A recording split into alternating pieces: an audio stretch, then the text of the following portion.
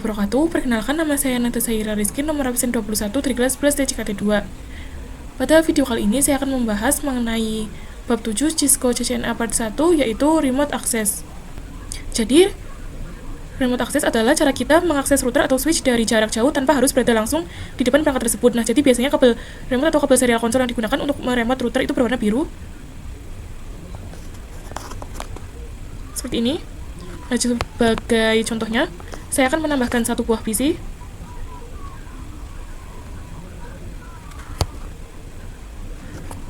Lalu kita akan sambungkan menggunakan kabel konsol. Pada router kita pilih yang konsol, lalu pada PC kita pilih yang RS232. Nah, teman-teman, biasanya kita melakukan konfigurasi router itu kan melalui CLI. Namun perlu diketahui, pada perangkat router asli, tampilan CLI seperti di paket tracer ini itu tidak bisa langsung tersedia. Untuk bisa mengkonfigurasi router, kita harus meremote router terlebih dahulu menggunakan PC atau laptop melalui kabel serial konsol ini. Nah, masalah lainnya, kabel serial konsol ini itu tidak panjang. Jadi bagaimana jika router berada di daerah A itu, sedangkan jika kita ingin melakukan konfigurasi dari daerah B atau luar kota, nah disinilah kita bisa menggunakan telnet dan SSH yang digunakan agar kita bisa melakukan remote tanpa kabel serial konsol. Nah, kita bisa buka routernya. Kita bisa masuk ke CLI. Di sini kita bisa masuk ke enable, lalu conft. Nah, selanjutnya kita bisa masuk ke line VTY 0 tanda tanya. Nah, tanda tanya itu kita bisa masukkan angka dari 1 sampai 15. Lalu kita akan menggunakan angka 2, jadi 0 sampai 2 itu kan berarti ada sesi user yang bisa melakukan remote telnet secara bersamaan. Kita bisa enter, selanjutnya kita bisa pasang password telnet. Di sini kita bisa ketikkan password, saya akan menggunakan 1 sampai 5. Lalu kita bisa ketikkan login. Nah, perintah user ini itu artinya saat user melakukan telnet, router itu akan meminta password. Lalu kita bisa ketikkan transport input telnet seperti ini. Lalu kita bisa exit. Lalu kita bisa ketikkan enable secret. Saya akan menggunakan 1 sampai 5. Nah, password ini digunakan saat kita masuk ke mode enable. Jika tidak diatur saat remote dari PC, kita itu tidak bisa masuk ke global configuration mode. Nah, selanjutnya kita bisa pengujian telnet dari PC. Di sini saya akan menggunakan PC 7. Sebelum itu kita harus pastikan bahwa PC tersebut sudah mendapatkan IP secara DHCP. Di sini sudah, lalu kita bisa masuk ke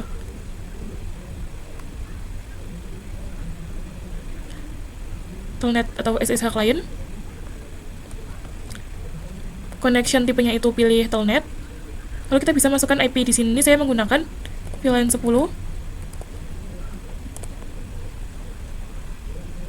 Seperti ini. Jika sudah, kita bisa connect.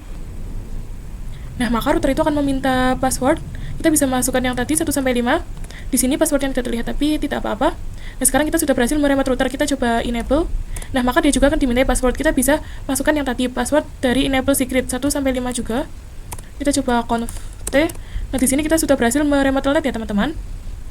Nah, lalu kita lanjut ke telnet menggunakan username. Nah, telnet dengan password saja itu sebenarnya kurang aman, maka kita akan mencoba telnet menggunakan username. Kita bisa masuk ke router. Di sini kita bisa masukkan enable. Nah, maka dari router juga akan meminta password ya, teman-teman. Kita masukkan 1 sampai 5. Lalu kita bisa masuk ke conft. Lalu kita tambahkan username. Saya akan menggunakan nada. Lalu untuk passwordnya saya akan menggunakan sama, yaitu 1 sampai 5. Seperti ini. Jika sudah, kita bisa enter.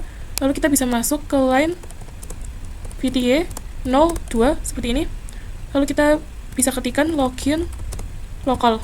Nah, ini itu artinya router akan meminta username dan password, bukan hanya password saja ya, teman-teman. Kita bisa enter.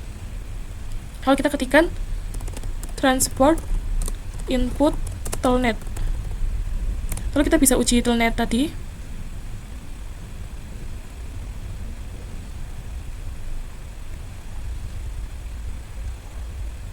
Kita bisa masuk ke telnet atau SSH client. Kita bisa pilih telnet. Untuk IP-nya masih sama ya teman-teman. Kita coba connect.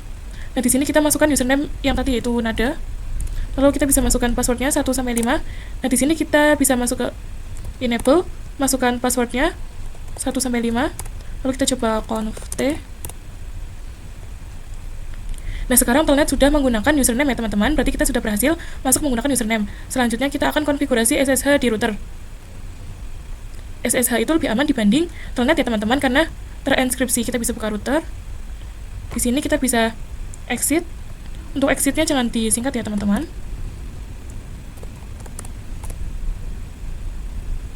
Lalu kita bisa ketikkan crypto generate RSA seperti ini.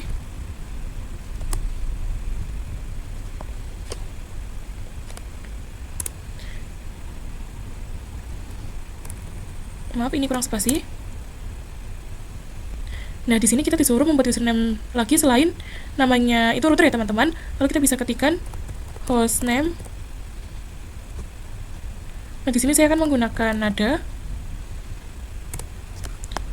Nah, teman-teman bisa lihat di sini hostname-nya sudah berubah menjadi nada ya. Kita bisa klik lagi yang crypto generate RSA. Kita bisa enter. Nah, sekarang kita disuruh membuat domain name nih. Kita bisa ketikkan IP domain strip name. Saya akan menggunakan nada.com. Seperti ini. Selanjutnya kita bisa ketikkan tadi yang crypto generate RSA. Nah, di sini kita bisa masukkan 1024 seperti ini. Lalu kita bisa ketikkan transport input SSH seperti ini. Maaf, di sini saya lupa masuk ke line FTY 02. Nah, baru kita bisa masuk ke transport input SSH ya teman-teman. Nah, jika sudah, kita bisa uji SSH di PC yang tadi.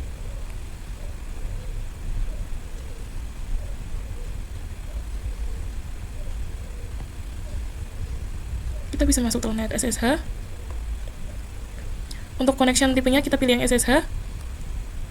Addressnya kita bisa masukkan yang tadi. Lalu untuk username kita bisa masukkan yang nada seperti ini. Lalu kita bisa connect. Nah, kita bisa masukkan 1 sampai 5. Nah, di sini hostname router sudah berubah menjadi nada ya teman-teman. Kita bisa masuk ke enable, masukkan password enable 1 sampai 5. Lalu kita bisa conft. Nah, sekarang kita sudah bisa meremote router. Selanjutnya kita akan konfigurasi IP address pada switch. Sekarang kita akan konfigurasi IP di switch yang ini, yang kedua. Kita bisa masuk ke enable, conft. Lalu kita bisa masuk ke VLAN 10.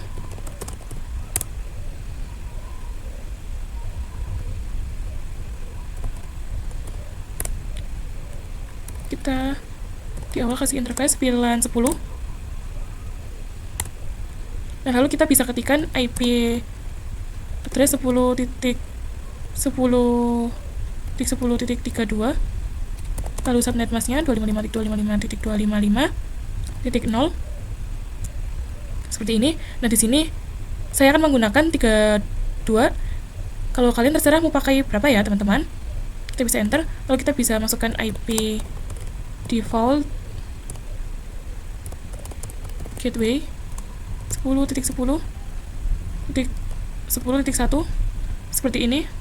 Lalu kita bisa cek IP dengan do show IP interface brief seperti ini. Di sini kita bisa spasi saja. Nah, di sini kalian bisa lihat pada VLAN 10 sudah ada IP-nya ya teman-teman. Kita juga akan konfigurasi untuk VLAN 20. Kita bisa masuk interface VLAN 20. IP address 20.20.20.32, subnet masknya 255. 255.255.0 seperti ini. IP default gateway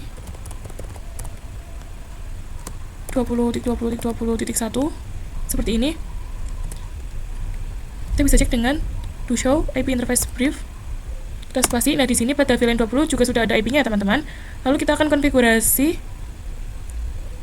SSH di switch ini. Nah, langkahnya mirip dengan router. Kita bisa end dulu. Kita bisa ke enable, lalu conf t. Nah, lalu kita ketikkan hostname, nada, IP domain strip name nada.com seperti ini. Lalu bisa ketikkan crypto key generate RSA. Nah, lalu untuk bitsnya itu 1024. Lalu kita bisa buat username nada, password 1 sampai 5 seperti ini. Nah, jika sudah seperti ini, kita bisa ketikkan line VTA 02. Lalu kita bisa ketikkan transport input SSH seperti ini. Kita bisa ketikkan login lokal. Lalu kita bisa exit, jangan disingkat ya teman-teman. Lalu kita bisa buat enable secret. Kita ketikkan enable secret 1 sampai 5 saja. Lalu selanjutnya kita bisa uji SSH ke switch ya teman-teman. Kita bisa close, kita buka PC yang tadi.